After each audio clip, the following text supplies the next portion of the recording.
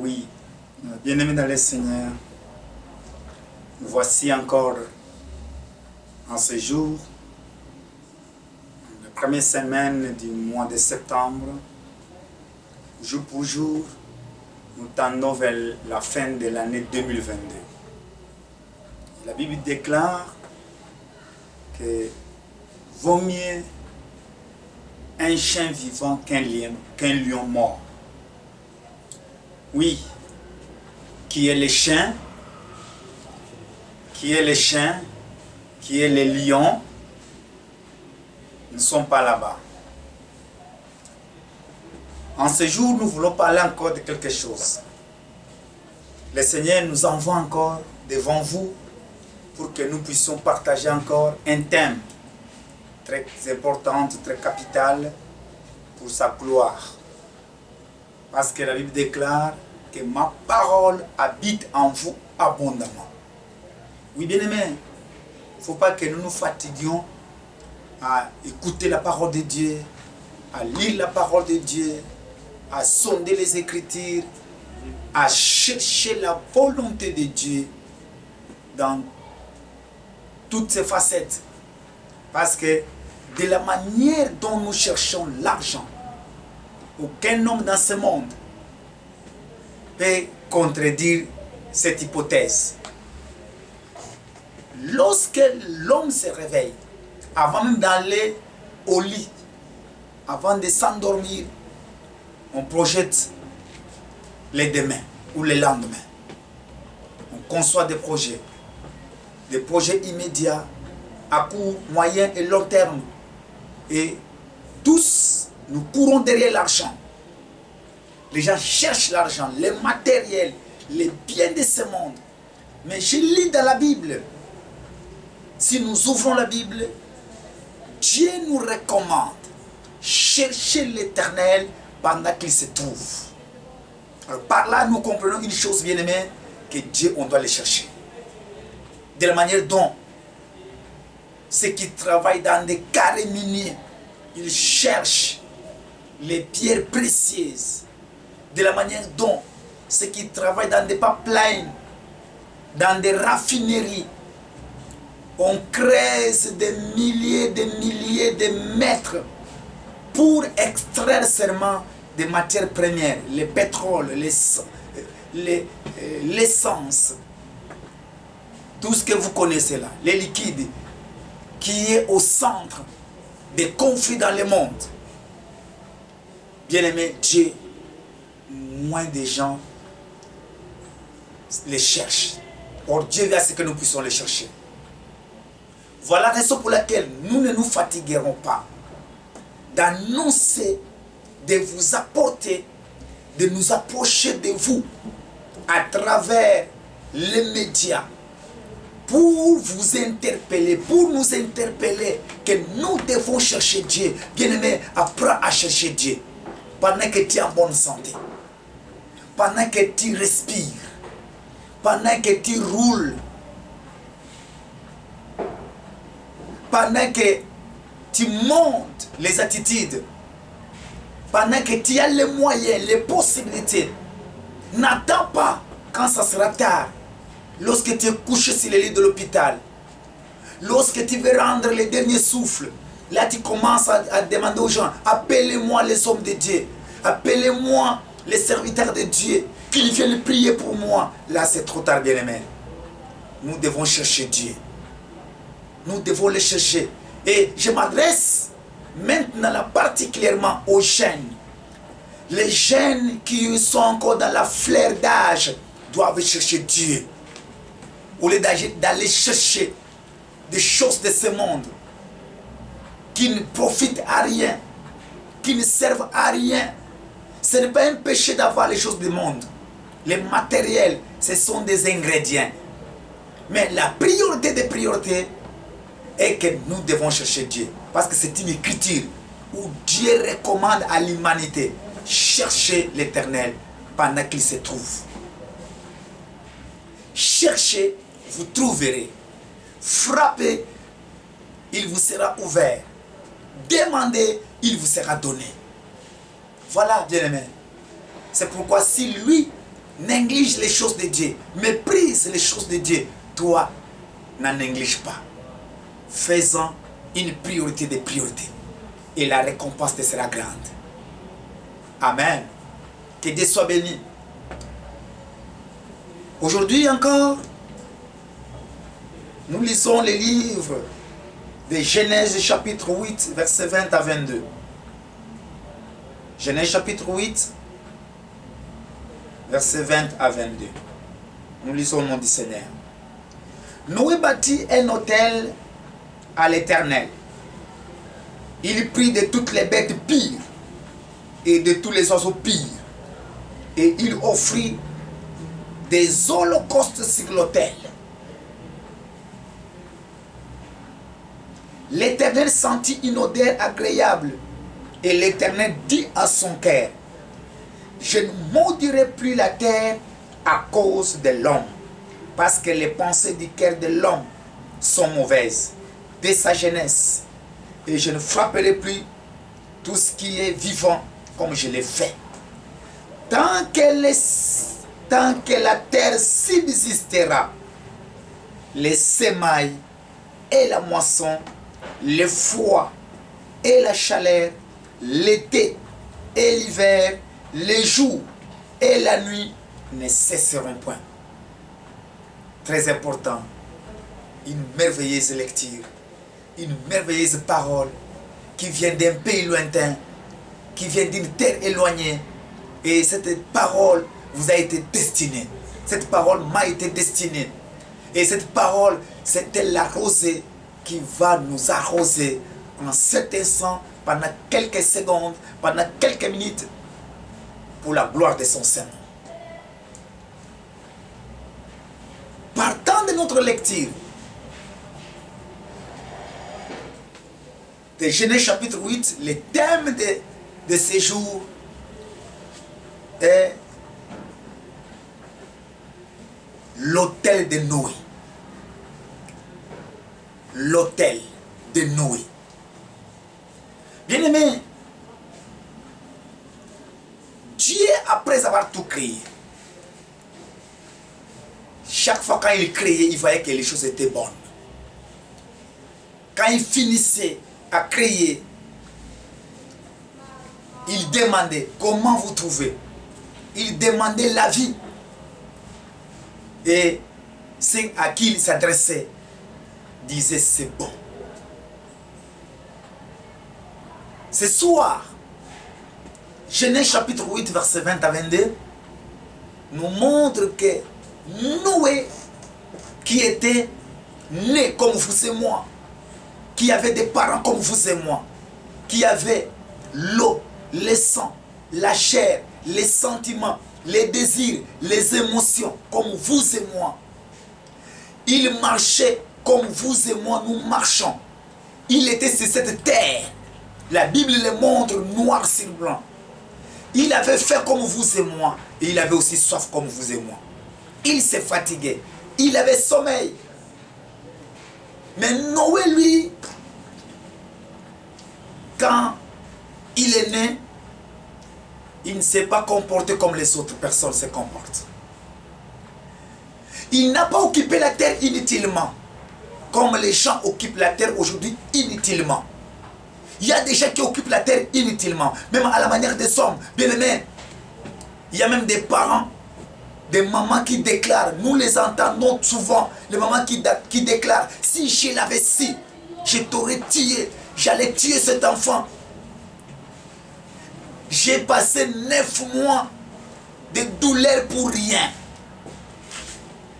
De même aussi, de la manière dont les mamans biologiques se plaignent, de même aussi, bien aimé, laisse-moi vous dire qu'il y a des gens qui occupent la terre inutilement. Et quand Dieu voit leur conduite, quand Dieu voit leur façon, leur marche, leur conduite, leur façon de faire les choses, d'entreprendre, Dieu regrette. Qui est Noé? Noé, c'est le 10e. Il est né 10e d'après la généalogie d'Adam. Il est le 10e. Et il est le fils de Lémec. Dixième, Noé est né dixième à partir d'Adam, depuis Adam. Adam, il y a eu Adam, Seth, Enoch, Kenan, Masha'Allah, Jéred, Enoch, Matouchala. Et les mecs qui est le père de Noé direct, et Noé vient sortir les dixièmes.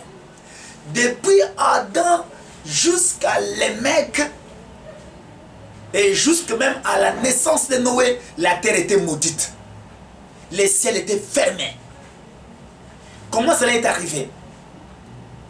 Nous retournons, nous faisons un crochet au jardin d'Éden. Lorsque Dieu a tout créé, après avoir tout créé, le sixième jour, il a créé une créature si merveilleuse que nous appelons l'homme, Adam. Il a pris Adam, il l'a placé dans le jardin d'Éden. Et Adam, dans le jardin d'Éden, avant que Ève n'apparaisse, Adam avait fait 100 ans. Et pendant les 100 ans, Dieu avait confié un travail à Adam. Le travail, c'était quoi? Adam allait donner à la création le nom. Adam allait donner le nom à chaque créature. Et Adam a fait ce travail-là. Avec l'esprit de l'éternité qu'Adam avait, il a nommé chaque créature. Quand on a approché devant lui l'animal que nous appelons lion, Adam a dit, celui-ci c'est le lion. Le cheval, celui-ci c'est le chameau, celui-ci c'est le bœuf, celui-ci c'est la vache, c'est le bouc, c'est la chèvre, c'est le lapin, c'est la cobaye. Tout ça, Adam a nommé les animaux qui étaient dans les jardins d'Éden. Non seulement les animaux, il a nommé aussi les oiseaux. Non seulement les oiseaux, il a nommé aussi les arbres. Il a donné les noms à toute la création. Lorsque Adam a fini, Dieu a vu que Adam était dans la solitude. Il aurait fallu qu'il ait aussi un être, une compagne. Voilà la raison pour laquelle Dieu va sortir Ève. Nous ne sommes pas là-bas. Et en Éden, ils étaient dans la paix, dans la joie, dans l'harmonie. C'était un pays de délices. L'Éden était un pays de délices. Une maison, parce que le jardin d'Éden, c'est une maison de Dieu, c'est la première maison de Dieu. Il y avait tout là-dedans, les délices, l'abondance, la surabondance, l'opulence, la joie, la paix, tout était là. Mais il est arrivé un jour, il y a eu bouleversement, il y a eu un désordre dans la maison. Ce désordre-là, c'est ce que nous avons appelé, nous appelons la désobéissance. Adam a désobéi, Adam a péché. En péchant, Adam s'est enfui devant la face de Dieu. Il est tombé dans la déchéance.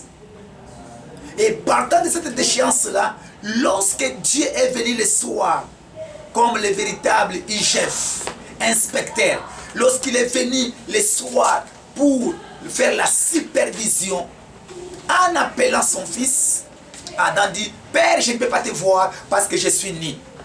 Et son père s'est indigné. Son père a posé la question, qui t'a appris que tu es né? Parce que ça c'est un mystère hautement caché. Comment as-tu découvert cela? Adam tournait le regard vers sa femme. La femme que tu as mise à mes côtés m'a donné le fruit que tu avais interdit. Et la femme pointe le serpent. Le serpent m'a séduit et m'a demandé de manger le fruit, j'en ai mangé. À partir de là, une sentence était sortie. Dieu a libéré une sentence.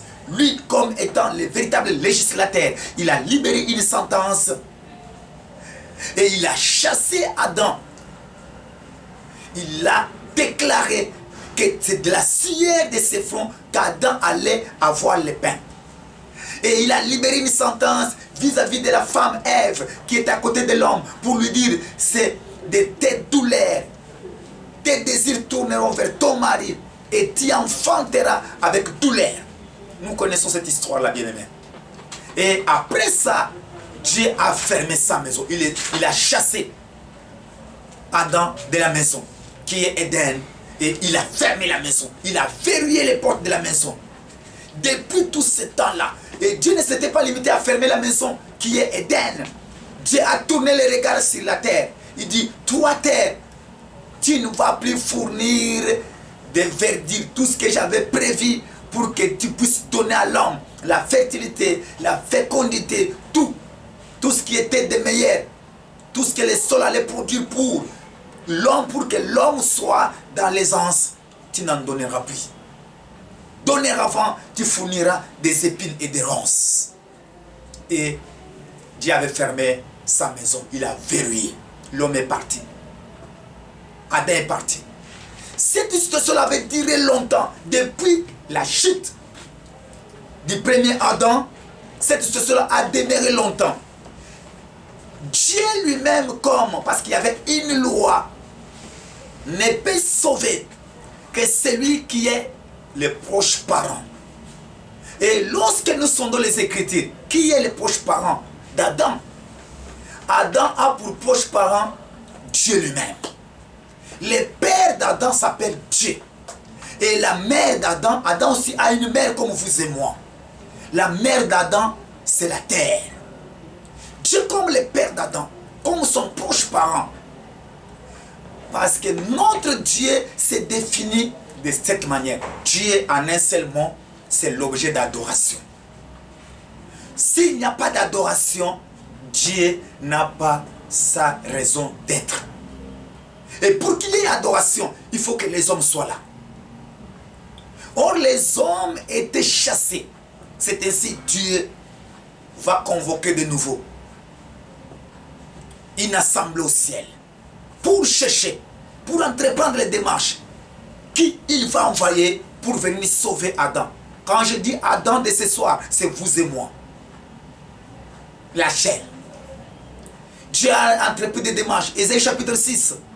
Le prophète Isaïe nous montre que lorsque le ciel était ouvert, il a vu qu'il y avait un conseil au ciel.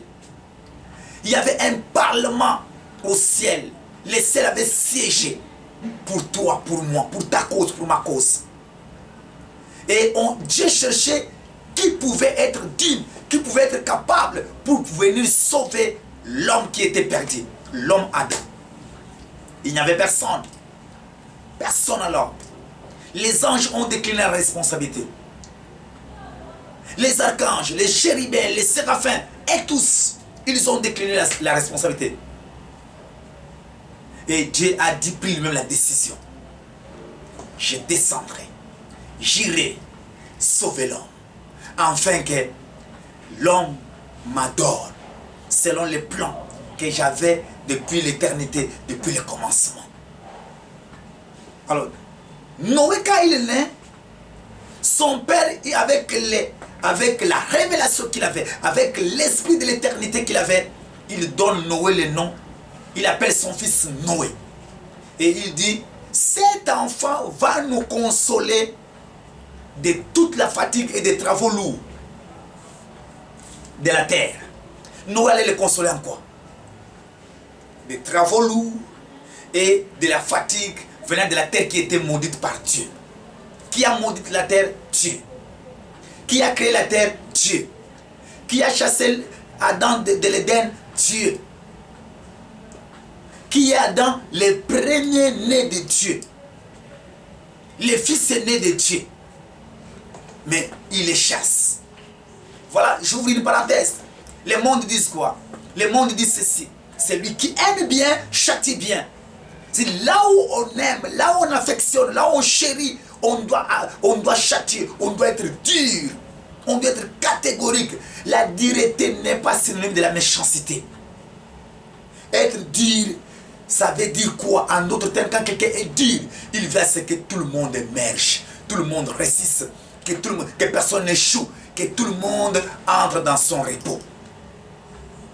Alors, Noé arrive. Lorsqu'il naît, son père l'appelle Noé. Ça veut dire, Noé veut dire quoi? Noé veut dire consolation. Parce que c'est son père qui a annoncé cela. Cet enfant nous consolera. Alors Noé veut dire consolation. Quand nous lisons le livre de 1 Jean, chapitre 2, verset 7. 1 Jean chapitre 2, verset 7.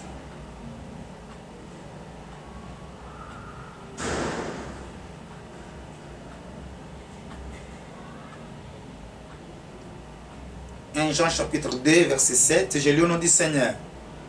Bien-aimés, ce n'est pas un commandement nouveau que je vous écris, mais un commandement ancien que vous avez eu dès le commencement. Ce commandement ancien, c'est la parole que vous avez entendue. Noé est né le 10e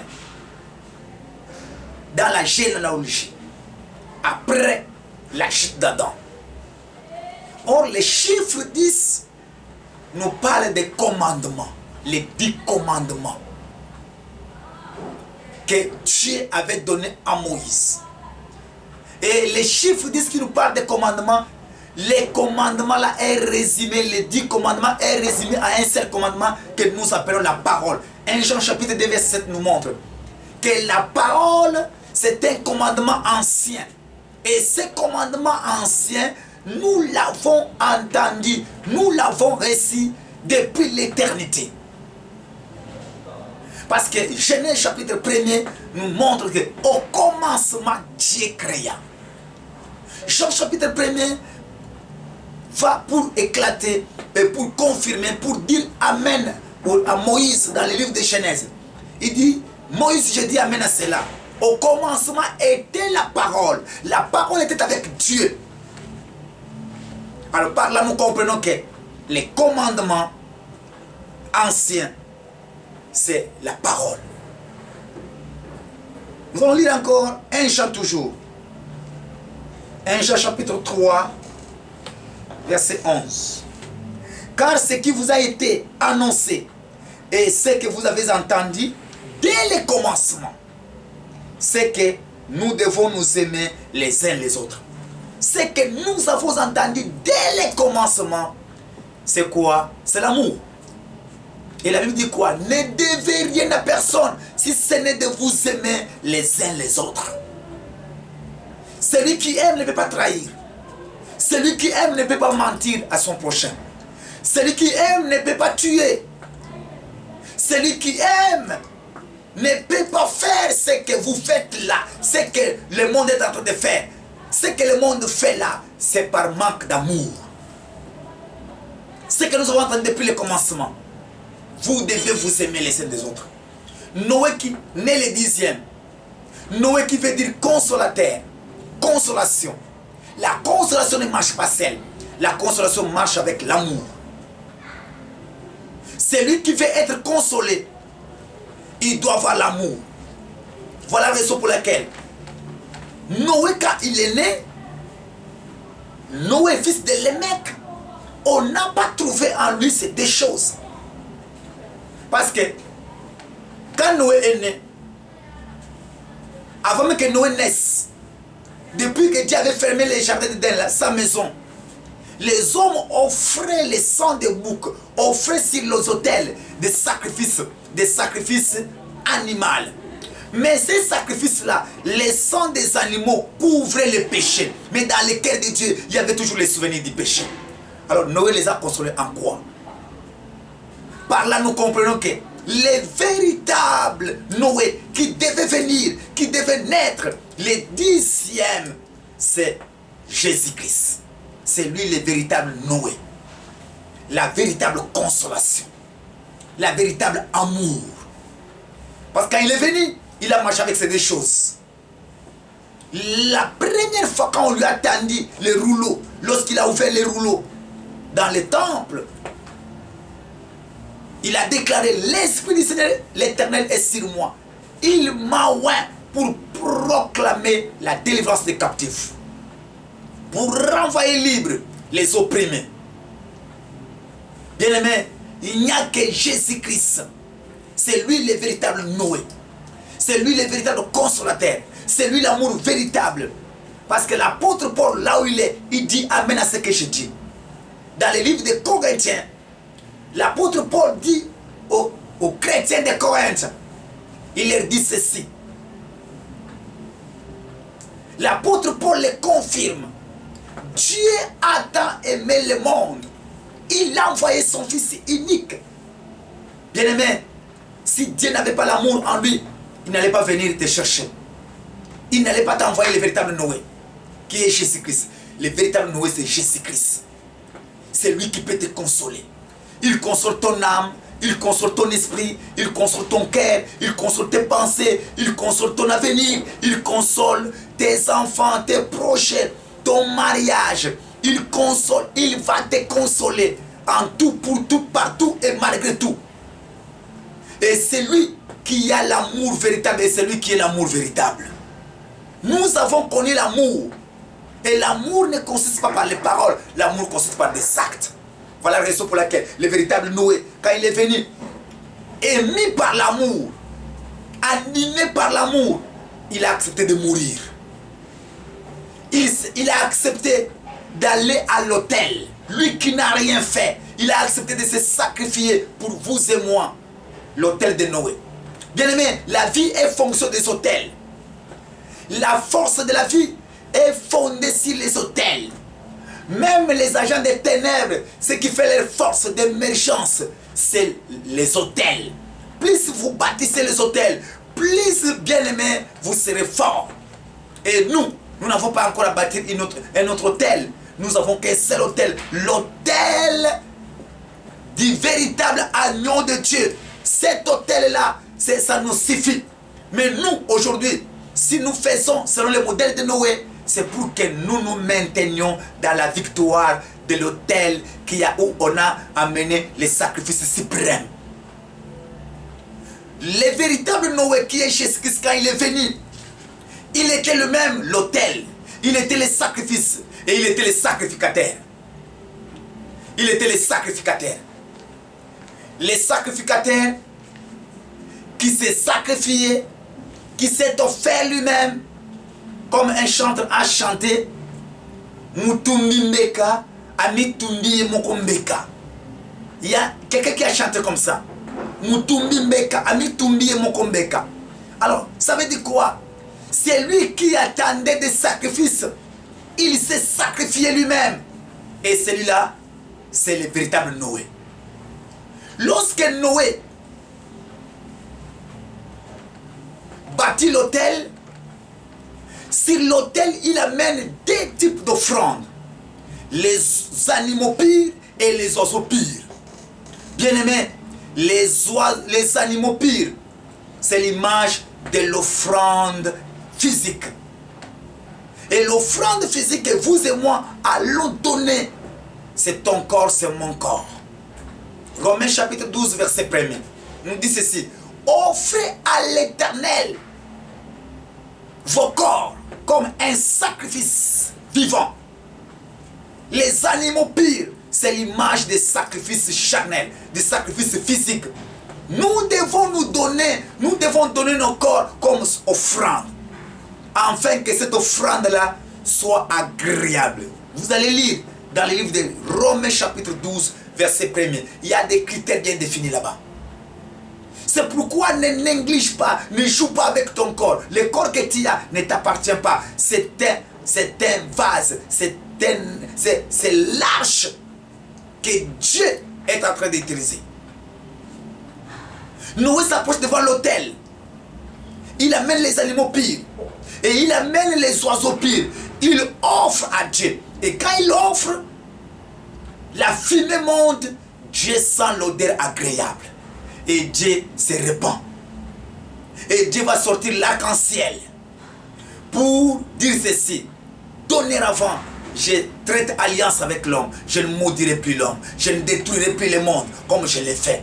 Parce que le cœur de l'homme tourne toujours vers le mal. Voit toujours le mal. Bien aimé, que ton cœur arrête de voir toujours le mal. Arrête de faire le mal. Arrête de concevoir le mal. Arrête de cacher le mal. Parce que même si les hommes ne te voient pas, Dieu te voit. Dieu sonde le cœur. Il sonde les reins. Bien aimé, Dieu revient bientôt. Jésus revient bientôt. Ce n'est pas un slogan. Tu peux dire que non, ces slogans, nous sommes fatigués d'entendre. Non, moi je viens t'attester cela. C'est ça que Noé disait. Le déluge va s'abattre. Venez, construisons l'arche. Dieu va détruire le monde.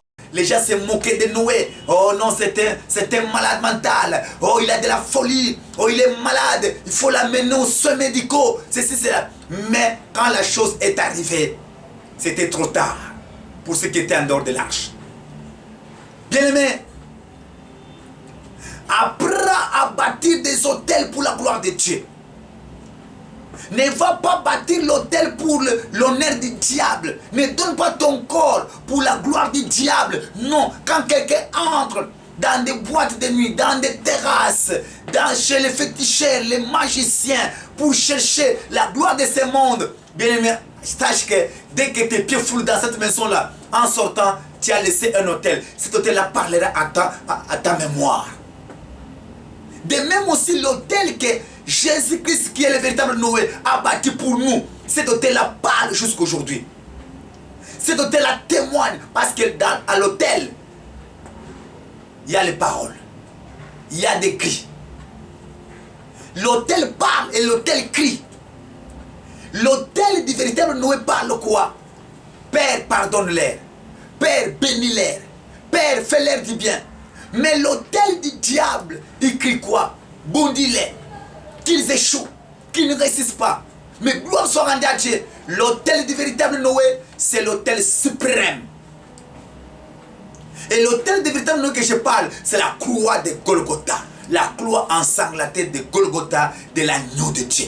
C'est ça l'autel véritable. L'autel qui a vaincu tous les esprits, toutes les puissances des ténèbres, qui a vaincu les malédictions, qui a vaincu les condamnations, qui a vaincu les sorciers, qui a vaincu les féticheurs, qui a vaincu le mal de toutes sortes que vous connaissez. La liste est longue, bien aimé. L'autel là qui crie, qui a vaincu, qui a bouleversé toutes choses, c'est la croix ensanglantée de Golgotha, de l'agneau de Dieu.